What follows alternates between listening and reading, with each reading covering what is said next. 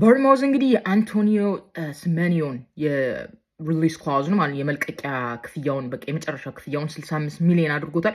በጥር የዝውውር መስኮት ይሄ ተጫዋች ሊለቅ ይችላል። አብዛኞቹ ትልልቅ ቡድኖች ይህን ተጫዋች ይፈልጉታል። ልጁ እንግዲህ ጋናዊ ነው፣ የአርሰናል ደጋፊ ነው።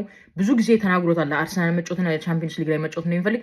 ይህ የሚገርም አጋጣሚ ነበር። አርሰናል እንደምንም ብሎ ቢያስፈርመው በርታ እንደው በፈጣሪ ስታን ክሮንኪ፣ ጆሽ ክሮንኪ ፕሊዝ ይህን ተጫዋች ማስፈረም አለብን። የምር እኔ አውቃለሁ ትሮሳርድ ለእኛ ብዙ አገልግሎት እየሰጠ ነው፣ ግን እኔ ትሮሳርድን ሽጠ ነው ማለት ነው ሴሜኒዮን ብናመጠው ምንም ቅር አይለኝም። ትሮሳርድ በጣም ማከብረው ተጫዋች ነው፣ ግን አይ ቲንክ እዚህ በአርሰናል ያለው እንትን አሁን ቢበቃ። እኔ ፕሪሚየር ሊግ በልቶ ቤት ደስ ይለኛል፣ ግን ከምንም በላይ ደግሞ አርሰናል ፕሪሚየር ሊግ እንዲበላ ፈልጋለሁ። ትሮሳርድን ይዘን ዋንጫውን ከማንበለው። ኦ ማይ ጋድ ብሮ አስባችሁታል? ሴሜኒዮ ቢመጣ በዛ ሳካ በቀኝ እሱ በግራ እናምሰው ነበር።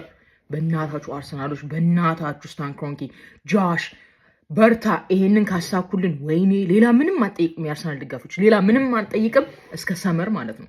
ምንም አንጠይቅም እስከ ሰመር ትራንስፈር ዊንዶው። አርሰናሎች በእናታችሁ ጸልዩ። ይሄንንማ ሴሜኒዮንማ ጃንዋሪ ላይ እናመጣዋለን።